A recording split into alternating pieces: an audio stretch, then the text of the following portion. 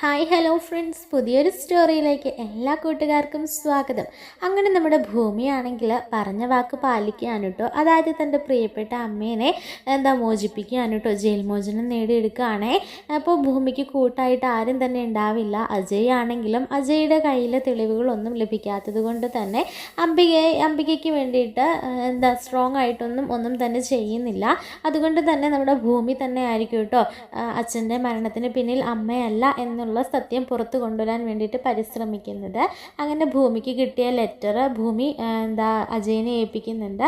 ആ ലെറ്ററിൽ തന്നെ ആരോ അപായപ്പെടുത്താൻ ശ്രമിക്കുന്നുണ്ടെന്നും അങ്ങനെയുള്ള കാര്യങ്ങളൊക്കെ ഉണ്ടാകും. പക്ഷേ അതിലും ഒരു തെളിവുകളോ ഒന്നും തന്നെ അവശേഷിപ്പിക്കുന്നില്ല കേട്ടോ. അങ്ങനെ ഇരിക്കെയാണ് ഭൂമിക്ക് അച്യുതൻ്റെ ഫോണ് നിലത്ത് വീണ് കിടന്ന് കിട്ടുന്നത്. അങ്ങനെ ആ ഫോണാണെങ്കിൽ ഡിസ്പ്ലേ ഒക്കെ പൊട്ടിയിട്ടുണ്ടായിരിക്കും. അങ്ങനെ ഉപയോഗയോഗ്യമല്ലാത്ത രീതിയിലായിരിക്കും ഫോൺ ഉണ്ടായിരിക്കുക. ആ ഒരു സമയത്ത് ഫോണൊക്കെ കൊണ്ടുപോയി റെഡിയാക്കുന്നുണ്ട് കേട്ടോ. അങ്ങനെ റെഡിയാക്കി എടുത്തതിന് ശേഷമായിരിക്കും അതിൽ നിന്നും ആ ഒരു ഞെട്ടിക്കുന്ന സത്യം അല്ലെങ്കിൽ ആ ഒരു ഞെട്ടിക്കുന്ന തെളിവ് ഭൂമിക്ക് കൈവശം ലഭിക്കുന്നത് കേട്ടോ. ഇത് കുറേ എപ്പിസോഡുകൾക്ക് ശേഷമായിരിക്കുമേ. അങ്ങനെ ആ ഒരു ഫോണ് കയ്യിൽ കിട്ടുന്ന ഭൂമിയാണെങ്കിൽ അത് നേരെ തന്നെ അജയിനെ കൊണ്ട് കാണിക്കുന്നുണ്ട് കേട്ടോ. ആ ഒരൊറ്റ തെളിവുകൾ കൊണ്ട് തന്നെ നമ്മുടെ അംബികയാണെങ്കിൽ പുഷ്പം പോലെ അംബികയെ കോടതിയിൽ നിന്ന് ഇറക്കാൻ സാധിക്കുകയാണ് കേട്ടോ. പക്ഷേ അതിന് പിന്നിൽ കമാലാണെന്ന് ഒരിക്കലും പോലീസിന് കണ്ടുപിടിക്കാൻ സാധിക്കുന്നില്ല കേട്ടോ. അങ്ങനെ കമാലിലേക്കുള്ള അന്വേഷണം നമ്മുടെ ഭവാനി വഴിതിരിച്ചൊക്കെ വിടുന്നുണ്ട്. അങ്ങനെ കമാൽ രക്ഷപ്പെടുകയാണ് കേട്ടോ. അപ്പോൾ കമാൽ രക്ഷപ്പെട്ടാൽ മാത്രമേ ഭവാനിയും രക്ഷപ്പെടുകയുള്ളൂ. അതിന് വേണ്ടിയിട്ട് തന്നെ ഭവാനി ചെയ്യാവുന്നതൊക്കെയും ചെയ്യുന്നുണ്ട് കേട്ടോ.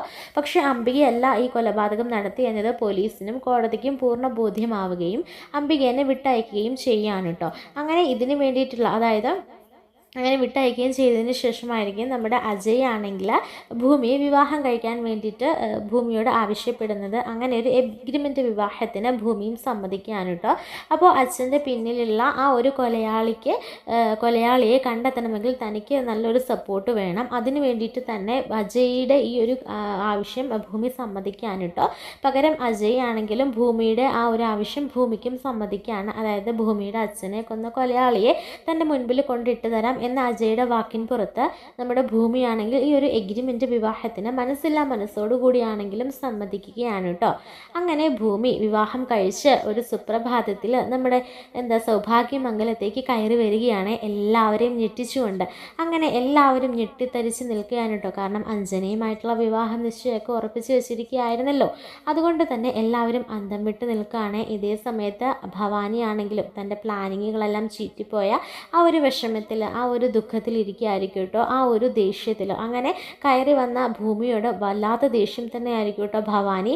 ഭൂമിയുടെ ജീവൻ ബാക്കി വെച്ചതുകൊണ്ടാണ് ഇപ്പോൾ ഇതൊക്കെ സംഭവിച്ചത് എന്ന് പറഞ്ഞ് കമാലിനെ ഒരുപാട് ശകാരിക്കുകയും ഒക്കെ ചെയ്യുന്നുണ്ട് കേട്ടോ. അപ്പോൾ അഞ്ജനയാണെങ്കിലും നമ്മുടെ ഭവാനിയോട് പറയുന്നുണ്ട്, അമ്മ പറഞ്ഞില്ലേ ഈ ഭൂമി ലോകത്ത് നിന്ന് ഇല്ലാതാക്കിയാണെങ്കിലും അജയിനെ എന്നെ കൊണ്ട് വിവാഹം കഴിപ്പിക്കാമെന്ന്. എന്നിട്ട് അമ്മ തന്ന വാക്ക് പാലിക്കാൻ അമ്മയ്ക്ക് കഴിഞ്ഞില്ലല്ലോ. ഞാൻ ഇത്രയും നാളും കാത്തിരുന്നതും സ്വപ്നം കണ്ടതും ഒക്കെ വെറുതെ ആയില്ലേ എന്ന് പറയുമ്പോൾ ഭവാനിക്ക് ഉത്തരമില്ല കേട്ടോ. ഭവാനിയും പറയുന്നുണ്ട്, നിനക്ക് വേണ്ടി നിന്നെ രാജകുമാരിയെ പോലെ വാഴിക്കാൻ വേണ്ടിയിട്ട് ഞാൻ എന്തൊക്കെ ചെയ്തു കൂട്ടി, പക്ഷേ എല്ലാം ഒരു നിമിഷം കൊണ്ട് അവസാനിപ്പിച്ചില്ലേ എന്നിങ്ങനെ പറഞ്ഞിട്ട് പെട്ടെന്ന് തന്നെ ഭവാനി പറയുന്നുണ്ട്, ഇല്ല മോളെ, ഇനിയും ഒന്നും അവസാനിച്ചിട്ടില്ല. അവളിവിടെ ജീവിച്ചാലല്ലേ, അവൾ മരിച്ചു പോയെങ്കിലോ എന്നൊക്കെ പറയാൻ കേട്ടോ. ആ സമയത്ത് അഞ്ജന പറയുന്നുണ്ട്, ഇനി അതൊക്കെ ശാശ്വതമാകുന്ന കാര്യമാണോ അമ്മേ? അവൾ വിവാഹം കഴിച്ച് അജയിൻ്റെ ഭാര്യയായിട്ട് ഇവിടെ കയറി വന്നു, ഇനി അത് അങ്ങനെ തന്നെ തുടരും എന്ന് പറയുമ്പോൾ ഇനി ഒരിക്കലും അങ്ങനെ തുടരില്ല. അവളെ 1 വർഷം തികയ്ക്കുന്നതിന് മുമ്പ് ഇവിടുന്ന് പടിയിറക്കി ഞാൻ പിണ്ടം വയ്ക്കും, നീ കണ്ടോ? എന്നിട്ട് അവളുടെ സ്ഥാനത്തേക്ക് നിന്നെ ഞാൻ കൊണ്ടുവരും. നീ കാത്തിരുന്ന മോളെ, നീ നിൻ്റെ വിശ്വാസം നഷ്ടപ്പെടുത്തണ്ട എന്നൊക്കെ പറഞ്ഞിട്ട് ആ ദേഷ്യത്തോടു കൂടി നമ്മുടെ ഭവാനി അങ്ങനെ മുറിയിലേക്ക് പോവുകയാണ് കേട്ടോ. അഞ്ജനയ്ക്ക് ഒരു താൽക്കാലിക ആശ്വാസത്തിനായിരിക്കും ഭവാനി ആ ഒരു വാക്ക് കൊടുത്തത്. പക്ഷെ ഭവാനിയുടെ ഉള്ളിലും ആദിയാണേ. ഇത്രയും കാലം താൻ ചെയ്തു കൂട്ടിയപ്പോഴൊന്നും തനിക്ക് പിഴച്ചിട്ടില്ല. ഈ അവസാന നിമിഷം, ഈ അവസാന സമയത്ത് കൊണ്ട് എല്ലാം തൊലഞ്ഞു പോയല്ലോ. തൻ്റെ മകളുടെ കാര്യം വന്നപ്പോൾ താൻ ആഗ്രഹിച്ചതൊന്നും തനിക്ക് ലഭിച്ചില്ലല്ലോ എന്നൊക്കെയുള്ള ഒരു ആശങ്കയും പ്രയാസവും ദേഷ്യവും വാശിയും ഒക്കെ നമ്മുടെ ഭവാനിയുടെ മനസ്സിൽ കിടന്ന് ഓടുകയാണ്. എന്നിട്ട് ഭവാനി ചിന്തിക്കുന്നുണ്ട്, ഇനി എന്താ ചെയ്യുക? അവൻ സ്നേഹത്തോടെ വിളിച്ചിറക്കിക്കൊണ്ട് വന്നതായിരിക്കും, സ്നേഹത്തോട് തന്നെ അവർ വിവാഹം കഴിച്ചതായിരിക്കും. അപ്പോൾ അവൻ എൻ്റെ മോളെ ഉപേക്ഷിച്ചില്ലേ, ഇനി അവനിട്ടുള്ള പണി ഞാൻ കൊടുക്കുന്നുണ്ട്, അങ്ങനെ അവർ ഒരുമിച്ച് ജീവിക്കുന്നത് ഞാൻ കാണിച്ചു തരാം, കാണുന്നുണ്ട് എന്നൊക്കെ പറഞ്ഞ് വല്ലാത്ത ദേഷ്യത്തിൽ ഇങ്ങനെ പിറുപിറുത്തുകൊണ്ടിരിക്കാനോട്ടോ ഭവാനി. ഇതേ സമയത്ത് മുത്തശ്ശിക്കൊക്കെ ഒരു നീരസമുണ്ട്. പിന്നെ നമ്മുടെ അജയുടെ അച്ഛനും വലിയ പിടുത്തമൊന്നും ഇല്ല കേട്ടോ. അജയുടെ അമ്മയ്ക്കാണെങ്കിലും വല്ലാത്ത വിഷമവും സങ്കടവും പ്രയാസവും ഒക്കെയാണ്. കാരണം അജയുടെ വിവാഹം ഉറപ്പിച്ചു വെച്ചിരിക്കുകയായിരുന്നല്ലോ. അതുകൊണ്ട് തന്നെ മറ്റൊരു പെൺകുട്ടിയെ വിവാഹം കഴിക്കുന്നതിനുള്ളൊരു നീരസവും, അതുപോലെ തന്നെ തൻ്റെ പ്രിയപ്പെട്ട മകൻ്റെ വിവാഹം ആർഭാടമായിട്ട് ഈ അവർ ആ ഒരു പ്രദേശം മുഴുവൻ വിളിച്ചുകൂട്ടി സദ്യ വിളമ്പി വലിയ ആഘോഷമാക്കി നടത്താൻ ആഗ്രഹിച്ച ആ ഒരു വിവാഹം ആരെയും അറിയിക്കാതെ നടത്തിയതിലുള്ള ആശങ്കയും പ്രയാസവും ഒക്കെ എല്ലാവരും ഉണ്ട് കേട്ടോ. പക്ഷെ പെൺകുട്ടി, വധുവായി വന്ന പെൺകുട്ടി, അത് നമ്മുടെ ഭൂമി ആയതുകൊണ്ട് തന്നെ മുത്തശ്ശി ഒന്ന് തണുക്കുകയാണ് കേട്ടോ. അങ്ങനെ നമ്മുടെ അജയ് പറയാണ്, പ്രത്യേക ഒരു സാഹചര്യത്തിൽ എനിക്ക് വിവാഹം കഴിക്കേണ്ടി വന്നു മുത്തശ്ശി, എന്നോട് ക്ഷമിക്കണം എന്നൊക്കെ പറഞ്ഞ് കാലൊക്കെ പിടിക്കുന്നുണ്ട്. അങ്ങനെ മുത്തശ്ശിയുടെ മനസ്സും അലിയുകയാണ് കേട്ടോ. അങ്ങനെ ഭൂമിയുടെ മുഖം കാണുന്ന മുത്തശ്ശി ഭൂമിയെ പിന്നെ സന്തോഷത്തോടു കൂടി തന്നെ അകത്തേക്ക് സ്വീകരിക്കുകയാണ്. അതേ സമയത്ത് ഭവാനി ആണെങ്കിൽ നമ്മുടെ അജയുടെ അമ്മയ്ക്ക് എരിപിരിയൊക്കെ കയറ്റാൻ ശ്രമിക്കുന്നുണ്ട് കേട്ടോ. കാരണം അജയിനെ വശത്താക്കി കറക്കി നമ്മളിൽ നിന്ന് അകറ്റാനുള്ള ശ്രമമാണ് അവളുടേത്. അല്ലെങ്കിൽ പിന്നെ വിവാഹം ഉറപ്പിച്ചു വെച്ചിരിക്കുന്ന പയ്യനാണെന്ന് അറിഞ്ഞിട്ടും അവൾ ഈ കാണിച്ചത് മോശമായി പോയില്ലേ എന്നൊക്കെ പറഞ്ഞിട്ട് എരിപിരി കയറ്റുകയും ഏഷണി പരദൂഷണമൊക്കെ പറഞ്ഞു കൊടുക്കുകയൊക്കെ ചെയ്യുകയാണേ. ഈ സമയത്ത് പുള്ളിക്കാരിയുടെ മനസ്സിലും എന്നിട്ട് ഈ ഏഷണി വിഷം കുത്തി വെക്കുമ്പോൾ അത് ചെറിയ രീതിയിൽ പ്രതിഫലിക്കുന്നുണ്ട് കേട്ടോ. അങ്ങനെ ആ ഒരു പ്രതിഫലനം നമ്മുടെ ഭൂമിയുടെ നേർക്ക് ദേഷ്യം ായിട്ട് മാറുകയാണേ. അങ്ങനെ ഭൂമിയോട് ചെറിയൊരു നീരസവും പിന്നെ ഒരു ചെറിയൊരു ദേഷ്യവും വാശിയൊക്കെ കാണിക്കുന്നുണ്ട് കേട്ടോ അജയുടെ അമ്മ. പക്ഷേ ഇവിടെ ഒന്നും തളരാതെ ഭൂമി നല്ല എല്ലാവരോടും നല്ല സ്നേഹത്തോടു കൂടിയും ഒക്കെ പെരുമാറുകയാണ് കേട്ടോ. അങ്ങനെ ഭൂമിയുടെ അച്ചടക്കവും ആ ഒരു സ്വഭാവ മഹിമയും സ്വഭാവ ഗുണങ്ങളും ഒക്കെ കണ്ടിട്ട് തന്നെ എല്ലാവർക്കും ഭൂമിയെ ഒരുപാട് ഇഷ്ടപ്പെടുകയാണ് കേട്ടോ. ഭൂമിയെ വാനോളം പുകഴ്ത്തുകയും ഹൃദയം അടക്കി സ്നേഹിക്കുകയും ഒക്കെ ചെയ്യാൻ കേട്ടോ. അങ്ങനെ സത്യനാണെങ്കിൽ ഭൂമിയുടെ വരവ് ഒരുപാട് ഇഷ്ടമാകുക. കാരണം സത്യന് ഭൂമിയോട് ഒരു വല്ലാത്തൊരു അഫെക്ഷനും വല്ലാത്തൊരു സ്നേഹവും ഒക്കെ ആയിരുന്നിട്ടുണ്ടാവും. അതുകൊണ്ട് തന്നെ ഭൂമിയുടെ ഒരു വരവ്, തൻ്റെ മരുമകൻ ഭൂമിയെ വിവാഹം കഴിച്ചു കൊണ്ടുവന്നത് ഒരുപാട് സന്തോഷിക്കുകയാണ് കേട്ടോ സത്യൻ. അങ്ങനെ ഭൂമിയുടെ കൈപ്പുണ്യമൊക്കെ സത്യൻ വാനോളം പുകഴ്ത്തുന്നുണ്ട്. തൻ്റെ ഭാര്യ ഉണ്ടാക്കുന്ന അതേ ടേസ്റ്റാണ് ഭൂമിയുടെ കൈപ്പുണ്യത്തിനും എന്നൊക്കെ പറഞ്ഞിട്ട് ഭൂമി ഒരുപാട് പ്രശംസിക്കുകയൊക്കെ ചെയ്യുന്നുണ്ട് കേട്ടോ. അതൊന്നും ഭവാനിക്കും അഞ്ജനയ്ക്കും ഇഷ്ടപ്പെടുന്നില്ല എങ്കിൽ പോലും സത്യൻ ഇതൊക്കെ പറയുമ്പോൾ ഭൂമിക്കും ഒക്കെ ഒരുപാട് ഇഷ്ടമാകുകയാണ്. അങ്ങനെ സത്യനിലേക്ക് കൂടുതൽ അടുക്കാൻ ശ്രമിക്കാൻ കേട്ടോ ഭൂമി. അങ്ങനെ ഭൂമിയിലേക്കും കൂടുതൽ സത്യനും അടുക്കുകയാണ് കേട്ടോ. അങ്ങനെ ഇവർ തമ്മിലൊരു കെമിസ്ട്രി വല്ലാതെ വർക്കൗട്ട് ചെയ്യുകയാണ്. അങ്ങനെ നമ്മുടെ സത്യം പറയുന്നുണ്ട്, ഭൂമി വന്നതിന് ശേഷമാണ് ഞാനായി മാറിയത്. എനിക്ക് എന്തോ ഒരു സന്തോഷം മനസ്സിൽ, വല്ലാത്തൊരു സംതൃപ്തിയൊക്കെ തോന്നുകയാണ്. അത് ഈ കുട്ടിയുടെ വരവ് കൊണ്ടാണ് എന്നൊക്കെ പറയുമ്പോൾ മുത്തശ്ശി പറയണേ, എനിക്കിനി മരിച്ചാലും കുഴപ്പമില്ല, നിനക്ക് സന്തോഷം ഉണ്ടെന്നും നിനക്ക് മനസ്സിനൊരു സമാധാനം ഉണ്ടെന്നും ഒക്കെ പറഞ്ഞില്ലേ. അത് കേട്ടപ്പോൾ തന്നെ എനിക്ക് വല്ലാത്തൊരു സമാധാനം, നിൻ്റെ കാര്യം ഓർത്തിട്ട് ഈ അമ്മയ്ക്ക് ആദ്യം മുഴുവൻ എന്നൊക്കെ പറയുമ്പോൾ നമ്മുടെ സത്യം പറയുന്നുണ്ട്, ഭൂമിയോട് എനിക്കൊരു പ്രത്യേക സ്നേഹമാണ് അമ്മേ, അതെന്താണെന്ന് എനിക്കറിയില്ല, എൻ്റെ അഭിരാമി മോളെ കാണുന്ന പോലെ എനിക്ക് ഭൂമിയെ കാണുമ്പോൾ എന്നൊക്കെ പറയാൻ കേട്ടോ. അപ്പോൾ നമ്മുടെ ഭൂമി പറയുന്നുണ്ട്, ഞാൻ അഭിരാമിയാ എന്നിങ്ങനെ പറയുമ്പോൾ പെട്ടെന്ന് നമ്മുടെ ഭവാനി ഇങ്ങനെ തിരിഞ്ഞു നോക്കുകയാണേ. ആ സമയത്ത് പെട്ടെന്ന് ഭൂമി പറയുന്നുണ്ട്, അല്ല ഞാൻ അഭിരാമിയാണെന്ന് കരുതി വലിയച്ഛനെന്നെ സ്നേഹിക്കണം എന്നിങ്ങനെ പറയാൻ കേട്ടോ. അപ്പോൾ മുത്തശ്ശിയും പറയണം, അതെ ആ ഭൂമി മോള് പറഞ്ഞതാണ് ശരി, ഇത് നിൻ്റെ അഭിരാമിയായിട്ട് തന്നെ നീ കണ്ട് ഭൂമിയെ നീ സ്നേഹിക്കണം, നിൻ്റെ മകളായിട്ട് തന്നെ നീ ഏറ്റെടുക്കുകയുള്ളൂ എന്നൊക്കെ ഇങ്ങനെ പറയാൻ കേട്ടോ.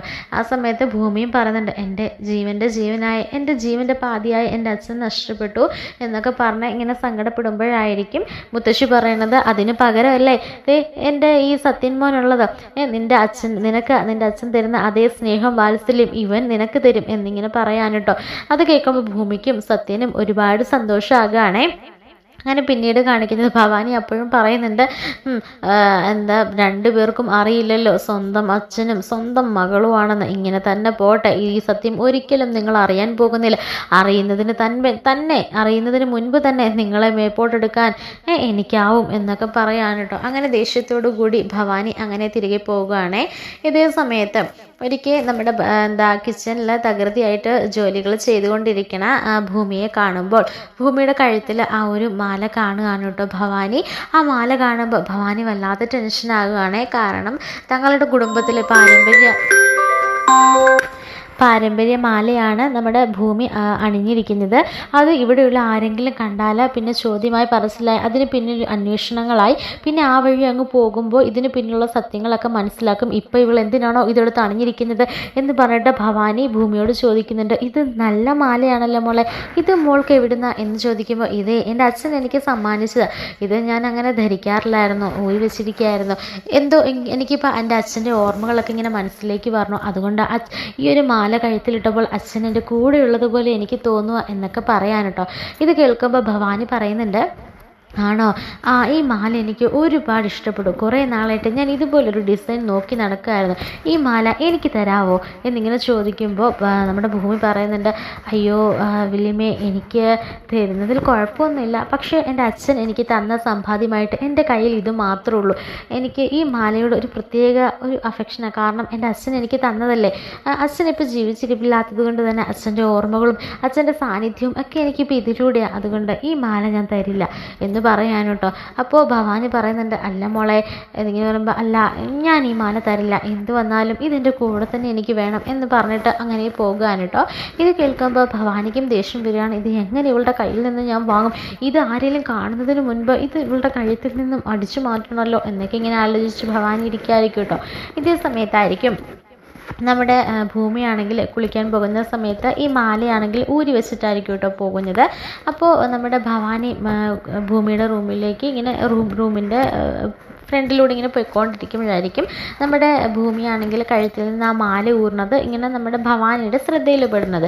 അങ്ങനെ ഭവാനി അവിടെ തന്നെ നിൽപ്പുണ്ടായിരിക്കും കേട്ടോ. അങ്ങനെ ഭൂമി ആ മാല ഊരി ടേബിളിൽ വെച്ചിട്ട് ടോയ്ലറ്റിലേക്ക് പോകുമ്പോൾ നമ്മുടെ ഭവാനി ഉള്ളിൽ കയറിയിട്ട് ആ മാല അങ്ങനെ എടുത്തുകൊണ്ട് പെട്ടെന്ന് പുറത്തേക്ക് വരികയാണ് കേട്ടോ. എന്നിട്ട് ഭവാനി മാലയെ നോക്കി പറയുന്നുണ്ട്, അങ്ങനെ ഈ കുടുംബത്തിലെ പാരമ്പര്യ മാല അണിഞ്ഞ് നീ നടക്കണ്ട, നീ ഈ കുടുംബത്തിലെ അല്ലല്ലോ, ആ സത്യമാരും അറിയാനും പോകുന്നില്ല, നീ എന്താ പറഞ്ഞ എൻ്റെ അച്ഛൻ്റെ ഓർമ്മകൾ ഉറങ്ങുന്ന മാലയാണെന്നാ, അന്ന് കൊല്ലാൻ ഞാൻ ഏൽപ്പിച്ചപ്പോൾ നിൻ്റെ കഴുത്തിലുണ്ടായിരുന്ന മാല അത് അങ്ങേര് നിനക്ക് സമ്മാനമായിട്ട് തന്നത്, അച്ഛൻ്റെ ഓർമ്മ പോലും, അച്ഛനെ നീ ഫോട്ടോ കണ്ടങ്ങ് ഓർത്താൽ മതി എന്ന് പറഞ്ഞിട്ട് ഈ മാല ഞാനിങ്ങ് എടുക്കുക, നിന്നോട് ഞാൻ നേരിട്ട് ചോദിച്ചപ്പോൾ നീ തന്നില്ലല്ലോ, അതുകൊണ്ട് വളഞ്ഞ വഴിയിൽ കൂടെ ഞാൻ എടുക്കുന്നത് എന്ന് പറഞ്ഞിട്ട് ആ മാലയുമായിട്ട് ഭവാനി റൂമിലേക്ക് പോകാൻ കേട്ടോ. അങ്ങനെ ആ മാല എടുത്ത് ഭവാനിയുടെ റൂമിൽ ഭദ്രമായിട്ട് വെക്കുന്നുണ്ട് കേട്ടോ.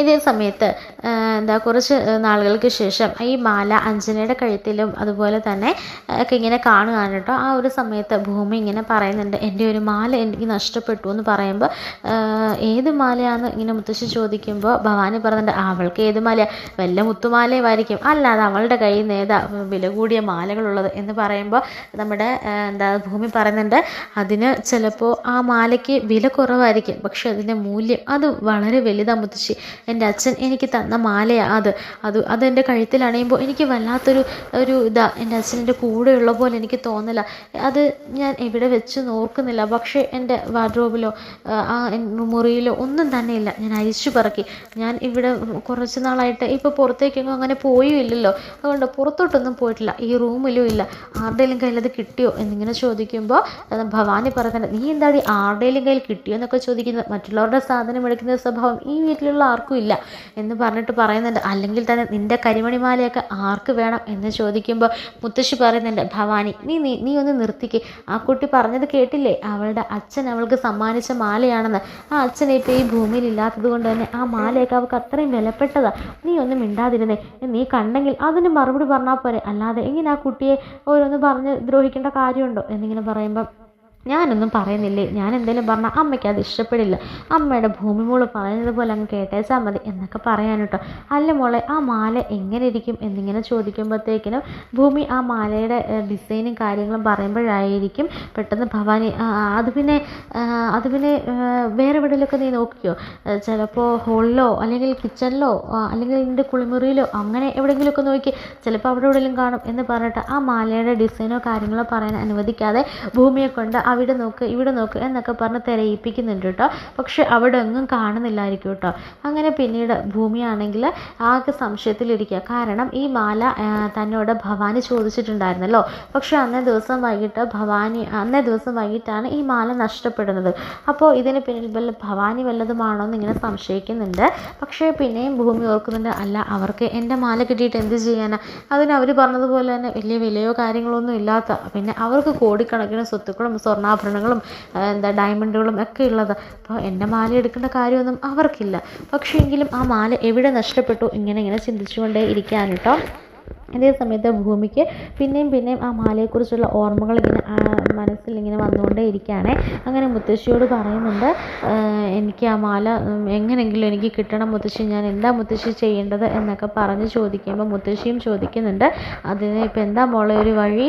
ആ മോള് എങ്ങനത്തെ മാല എന്നൊക്കെ ചോദിക്കുമ്പോൾ ഇങ്ങനെ പിന്നെയും നമ്മുടെ ഭൂമി ഇങ്ങനെ പറയാൻ വരുമ്പോഴത്തേക്കിനും പെട്ടെന്ന് ഭവാനി ഇടയ്ക്ക് കയറി ഓരോന്ന് പറയുന്നുണ്ട് കേട്ടോ. അങ്ങനെ ഭൂമി ആ മാലയുടെ കാര്യങ്ങളൊന്നും പറയുന്നില്ല. അപ്പോഴും ഭവാനി പറയുന്നുണ്ട്, സാരമില്ല, അതുപോലൊരു മാല പണിയിപ്പിച്ച് നീ അങ്ങ് എടുക്ക്, അല്ലെങ്കിൽ പിന്നെ ഇപ്പം എവിടെ നിന്ന് കിട്ടാനാണ് നഷ്ടപ്പെട്ടതെന്നൊക്കെ പറയുമ്പോൾ ഭൂമി പറയുന്നുണ്ട്, എനിക്ക് അത് തന്നെ വേണം, എൻ്റെ അച്ഛൻ എനിക്ക് തന്ന ആ മാല തന്നെ എനിക്ക് വേണം, അതിനു വേണ്ടി ഞാൻ ഏതറ്റം വരെയും പോകും, എനിക്ക് ഈ വീടെല്ലാം ഒന്ന് അരിച്ചു പറക്കണം, ഇനി എൻ്റെ കയ്യിൽ നിന്ന് തന്നെ എവിടെയെങ്കിലും വെച്ചിട്ടുണ്ടോ എന്ന് അറിയില്ലല്ലോ, ഓരോ മുറികളൊക്കെ ഞാനും ക്ലീൻ ചെയ്യാനൊക്കെ കയറുന്നതല്ലേ എന്ന് പറയുമ്പോൾ മുത്തശ്ശി പറയുന്നുണ്ട്, അത് മോള് പറഞ്ഞത് സത്യമാണ്, മോളുടെ കയ്യിൽ നിന്ന് എങ്ങനെയെങ്കിലും നഷ്ടമായതായിരിക്കാം, നമ്മൾ കാണാത്തത് കുന്തം പോയ കുടത്തിലും തപ്പണമെന്നല്ലേ, മോള് കയറി തപ്പെന്ന് പറയുമ്പോഴത്തേനും പെട്ടെന്ന് ഭവാനി പറഞ്ഞിട്ട്, അതെന്ത് വർത്താനമാമേ അങ്ങനെ പറയുന്നത്, ഈ മുറികളെല്ലാം പരിശോധിക്കണമെന്ന് പറയുമ്പോൾ അവളുടെ മാല ഞങ്ങളാരെങ്കിലും എടുത്തു എന്നാണ് അമ്മ പറയുന്നത്. എൻ്റെ ഭവാനി, അങ്ങനെയൊന്നും അല്ല ഞാൻ പറഞ്ഞത്, ഇവള് എൻ്റെ മുറിയിൽ വരെ കയറി നോക്കട്ടെ, ഒരിക്കലും നമ്മളാരും എടുത്തു വെച്ചിട്ടല്ല ഇവള് പരിശോധിക്കുന്നത്, ഇവളുടെ കയ്യിൽ നിന്ന് എവിടെയെങ്കിലും വീണു പോയെന്നാണ് നോക്കുന്നത് എന്നൊക്കെ പറഞ്ഞ് ഒരു വിധത്തിൽ നമ്മുടെ എല്ലാവരും തിരക്കുന്നുണ്ട് കേട്ടോ. ഈ ഒരു സമയത്തായിരിക്കും ഭവാനി പെട്ടെന്ന് തൻ്റെ റൂമിൽ ഈ മാല ഇരിപ്പുണ്ടല്ലോ അത് എവിടേക്ക് മാറ്റുമെന്ന് ഉള്ള ചിന്തയിലിരിക്കുന്നത്. ആ ഒരു സമയത്ത് നമ്മുടെ ഭൂമിയാണെങ്കിൽ എല്ലാ മുറിയും പരിശോധിച്ചിട്ട് ഭവാനിയുടെ മുറിയും പരിശോധിക്കാൻ കേട്ടോ. ആ സമയത്ത് ഭവാനി ഇതൊക്കെ ഒരു വാർഡ്രോബിലായിരിക്കില്ല വെച്ചിട്ടുണ്ടായിരിക്കുക. വാർഡ്രോബ് ഒന്നും തുറന്ന് നോക്കുന്നില്ല നമ്മുടെ ഭൂമി. നിലത്തും അതുപോലെ തന്നെ കട്ടിലിൻ്റെ സൈഡിലും അങ്ങനെയൊക്കെ ആയിട്ട് നോക്കാനുണ്ടോ. അങ്ങനെയൊക്കെ നോക്കിയിട്ട് അവിടെ അങ്ങ് കാണുന്നില്ലേ. ഇതേ സമയത്ത് ഭവാനി, ഇപ്പം നിനക്ക് മനസ്സിലായില്ലേ, ഇനി എൻ്റെ മുറിയിൽ നിന്ന് ഇറങ്ങി എന്നിങ്ങനെ പറഞ്ഞ ഭൂമിനെ അങ്ങനെ ഇറക്കി വിടാൻ ശ്രമിക്കാനുണ്ടോ ഭവാനി. അപ്പോൾ ഈ ഭവാനിയുടെ ഈ ഒരു ടെൻഷനും കാര്യങ്ങളൊക്കെ കാണുമ്പോൾ ഭൂമിക്ക് വല്ലാത്തൊരു സംശയം ഭവാനിയിൽ തോന്നുകയാണ് കേട്ടോ. തന്നിൽ നിന്ന് എന്തെങ്കിലും മറക്കുന്നുണ്ട്, ഇനി തൻ്റെ മാല ഇവരുടെ കൈവശം ഉണ്ടായിരിക്കുമോ എന്നൊക്കെ ഇങ്ങനെ ഓർക്കുന്നുണ്ട് കേട്ടോ. ഇതേ സമയത്തായിരിക്കും അവിടെ പിന്നെ കുറേ നാളുകൾക്ക് ശേഷമായിരിക്കും കേട്ടോ. കുറേ നാളുകൾക്ക് ശേഷം നമ്മുടെ സത്യനാണെങ്കിൽ സത്യൻ്റെ മകളുടെയും അതുപോലെ തന്നെ ഭാര്യയുടെയും ഒക്കെ കുറേ ഫോട്ടോസുകളും കാര്യങ്ങളൊക്കെ ഇങ്ങനെ കാണിക്കുകയാണ്. അങ്ങനെ ഫോട്ടോസൊക്കെ ഇങ്ങനെ കണ്ടുകൊണ്ടിരിക്കുന്ന സമയത്തായിരിക്കും നമ്മുടെ സത്യൻ്റെ മകൾ അഭിരാമിയുടെ കഴുത്തിലെ മാല ഇങ്ങനെ കാണുന്നത്. ആ മാല കാണുമ്പോൾ ഭൂമിക്ക് തോന്നുകയാണ് ഭൂമിയുടെ കൈവശമുണ്ടായിരുന്ന അതേ മാലയല്ലേ ഇതെന്ന് മനസ്സിലാക്കുകയാണ് കേട്ടോ. അങ്ങനെ പെട്ടെന്ന് തന്നെ ഭൂമി അത് സത്യനോട് പറയുന്നില്ല, പകരം അതൊരു ഫോട്ടോ എടുത്ത് വെച്ചിരിക്കുകയായിരിക്കും കേട്ടോ. എന്നിട്ട് ഭൂമിയാണെങ്കിൽ ആ മാല ഇങ്ങനെ ഒരേപോലെയുള്ള മാലയായി എന്നിങ്ങനെ അറിയാൻ വേണ്ടിയിട്ടുള്ള ഒരു ഇത് തോന്നുകയാണ് ഭൂമിക്ക്. അങ്ങനെ മുത്തശ്ശിയോട് എന്നിട്ട് ഭൂമിയാണെങ്കിൽ ആ മാല ഇങ്ങനെ കാണിച്ചിട്ട് പറഞ്ഞിട്ട്, മുത്തശ്ശി ഇത് അഭിരാമി അല്ലേ, സത്യനങ്ങളുടെ മകള്, ഈ അഭിരാമിയുടെ കഴുത്തിലെ മാല നല്ല രസമുണ്ടല്ലോ, ഇത് എവിടുന്നാ മുത്തശ്ശി, ഇത് എന്ത് മാലയാണ് മുത്തശ്ശി എന്നൊക്കെ ഇങ്ങനെ ചോദിക്കുമ്പോൾ മുത്തശ്ശി പറഞ്ഞിട്ട്, ഇത് പാരമ്പര്യ മാലയാണ് മോളെ, ഈ വീട്ടിലെ എല്ലാ കൊച്ചുമക്കൾക്കും ഞങ്ങൾ തന്നെ പണിയിപ്പിക്കുന്ന മാല, അപ്പൂപ്പന്മാരായിട്ട് തന്നിരിക്കുന്ന ആ ഒരു ഇതാണ് ഇത്. നമ്മുടെ കുടുംബത്തിലെ എല്ലാ കൊച്ചുമക്കളുടെ കൈവശവും ഉണ്ട്. ഇവിടെ അഞ്ജനയുടെയും അതുപോലെ തന്നെ അജയുടെയും പിന്നെ അഭിരാമി മോളുടെയും ഒക്കെ കയ്യിലുണ്ടായിരുന്നു. അഭിരാമി മോളെ നഷ്ടപ്പെട്ടപ്പോൾ ഈ മാലയും നഷ്ടപ്പെട്ടു അഭിരാമിയുടെ ഒപ്പം. അതുപോലെ ഇവരുടെ രണ്ടുപേരുടെയും മാല ഇവരുടെ കൈവശമുണ്ട് മോളെ എന്നൊക്കെ പറയുമ്പോൾ എന്തോ ഒരു സംശയം നമ്മുടെ ഭൂമിയുടെ മനസ്സിൽ വല്ലാത്തൊരു സംശയം ഇങ്ങനെ അലയടിക്കാൻ കേട്ടോ. ആ മാല പിന്നെ എങ്ങനെ അച്യുതൻ്റെ കയ്യിലെത്തി, അച്യുതൻ ഭൂമിക്ക് എങ്ങനെ കൈമാറി എന്നുള്ള സംശയം ഇങ്ങനെ ഭൂമിയിൽ ഉടലെടുക്കുകയാണ് കേട്ടോ.